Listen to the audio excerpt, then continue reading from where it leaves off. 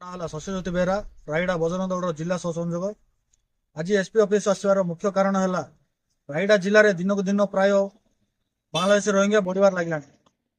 12,000 ଉର୍ଦ୍ଧ୍ୱ ବାଂଲାଦେଶୀ ରୋହିଙ୍ଗ୍ୟା ପୁରା ରାୟଗଡ଼ା ଜିଲ୍ଲା ଭିତରେ ଅଛନ୍ତି।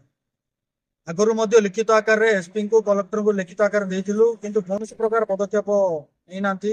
ତେଣୁ ପୁଣି ଥରେ ରିମାଇଣ୍ଡ କରିବା ପାଇଁ ଆଜି ପୁଣି ଲିଖିତ ଆକାରରେ ଏସ୍ପିଙ୍କୁ ଦେଲୁ। ଏଇ ଯୋଉ ବାଂଲାଦେଶୀ ରୋହିଙ୍ଗ୍ୟା ରାୟଗଡ଼ା ଜିଲ୍ଲା ଭିତରେ ବହୁତ ପ୍ରକାରର ନିଶା ନିଶା କାରବାର କରୁଛନ୍ତି, ଚୋର ଡକାଇତି ଏଭଳିଆ ବହୁତ କିଛି କାମ କରୁଛନ୍ତି। ଏମାନଙ୍କୁ ବହୁତ ଶୀଘ୍ର ଚିହ୍ନଟ କରି ରାୟଗଡ଼ା ଜିଲ୍ଲାରୁ ବାହାର କରିବା ପାଇଁ ଏସ୍ପି ମ୍ୟାଡାମଙ୍କୁ ଆଜି ଦାବିପତ୍ର ଦେଇଥିଲୁ।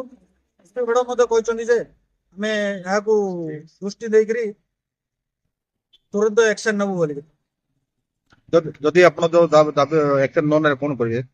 ଯଦି ଆକ୍ସନ ନ ନିଅନ୍ତି ତାହେଲେ ବଜରଙ୍ଗ ଦଳ ବିଶ୍ୱ ହିନ୍ଦୁ ପରିଷଦ ରାୟଗଡ଼ା ରାଜ୍ୟ ରାସ୍ତାକୁ ହୁଲିବାକୁ ବାଧ୍ୟ ହବୁ।